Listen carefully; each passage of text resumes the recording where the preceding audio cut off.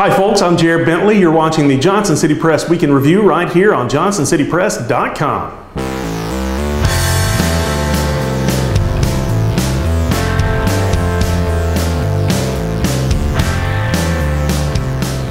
Four men were arrested this week accused of being part of the 2017 shooting death of a pregnant woman outside the Johnson City Housing Authority's Parkway community. Police believe one of the four men was the father of her unborn baby. Isaiah Devon Milligan and Avios Griffin of Johnson City, Monte Brewer Jr. of Cleveland, Tennessee, and Eugene Glover of Chattanooga were all charged with first-degree murder and first-degree murder in commission of a felony, according to a Johnson City Police Department press release. Milligan, who has a long history of encounters with police, was also charged with 2 counts of solicitation of first-degree murder. Rebecca Thompson was shot once at point-blank range around 9:30 p.m. on July 24th at 1008 John Exum Parkway as she sat in the driver's seat of a white Honda while a friend visited someone in the Parkway community. Thompson's infant daughter was also sitting in the car, but she was not injured. All 4 men were being held on $500,000 bond at the Washington County Detention Center. The search for one of the men wanted on those murder charges led to a rude awakening for a Bradley County family when a SWAT team raided the wrong home. DEA agents and Bradley County Sheriff's Department officers knocked down Spencer Rink's door just before 6 a.m. Tuesday and stormed his house with guns drawn and flashbang grenades exploding, believing Monte Brewer Jr. was inside. Brewer is one of the 4 men accused of murder in Johnson City and is reportedly involved in an ongoing heroin investigation. He does not, however, live with the Rink family at their Lindcrest Drive address.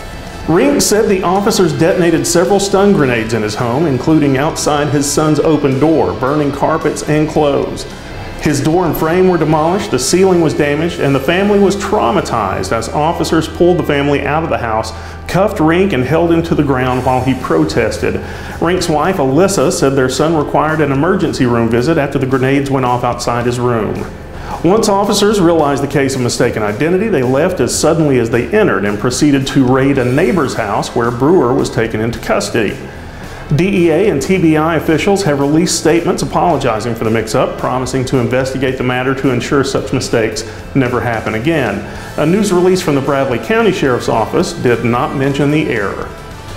After a long and tumultuous year at the helm of Washington County Schools, Director Kimber Halliburton has resigned in order to take a similar position in Mississippi.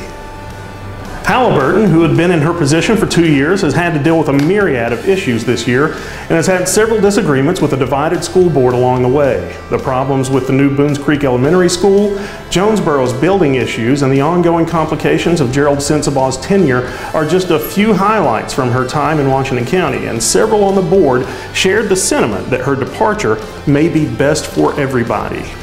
During Halliburton's term as director, Washington County Schools received exemplary status from the Tennessee Department of Education. Graduation rates increased by more than 3% and ACT scores rose at both county high schools. The Madison County Board of Education unanimously selected Halliburton for the job. On a final note, I'd like to turn your attention to an article this week from Zach Vance. After another deadly school shooting made headlines, Johnson City commissioners on Monday discussed the prospect of holding a referendum to give city voters the chance to raise their local sales tax by 0.25% to fund school security measures. The details and particulars are listed in the article, and you can find it on our website. My question is simply this: would voters in Johnson City be willing to raise taxes in order to enact new safety measures at our schools? Let me know in the comments or visit our website and join the discussion there. This has been the Johnson City Press Week in Review right here at JohnsonCityPress.com. I'm Jared Bentley. Thanks for watching.